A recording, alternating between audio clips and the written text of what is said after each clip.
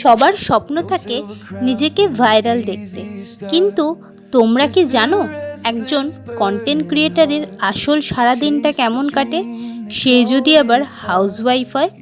আমি personal building course করে জানতে পেরেছি ভালো আর ইউনিক কন্টেন্ট বানাতে কতগুলি স্টেপ ফলো করা খুবই দরকার এবং লাইফে ডিসিপ্লিন থাকাটাও খুবই প্রয়োজন।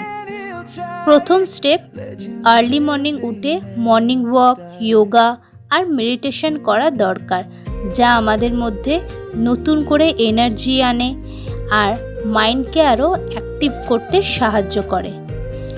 দ্বিতীয় স্টেপ, দিন শুরু করি নতুন আইডিয়া নিয়ে, যা মানুষকে সাহায্য করবে, প্রেরণা দেবে।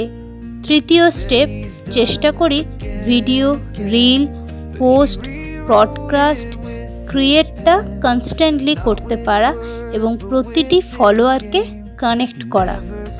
চতুর্থ স্টেপ, ফলোয়ারদের এনগেজ করা, মেসেজের আনসার দেওয়া, ট্রাস্ট বিল্ড করা। কানেকশনই গ্রোথের ইনক্রিজ করে। এবং পঞ্চম স্টেপ, কোনো শর্টকাট ইউজ না করে অ্যাজ এ হাউসওয়াইফ বাড়ির সব দায়িত্ব পালন করে শুধু প্ল্যানিং আর হার্ডওয়ার্কের মাধ্যমে চেষ্টা করে চলেছি নিজের ব্রাইট ফিউচার তৈরি করতে। আমি না, প্রতিটা কন্টেন্ট ক্রিয়েটারই ধাপে ধাপে এইভাবেই বড় আর ভাইরালও হয়ে ওঠে।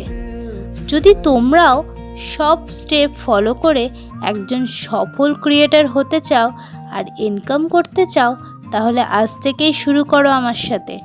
ফলো করো আর কমেন্ট বা ডিএম করো, রেডি। Thank you.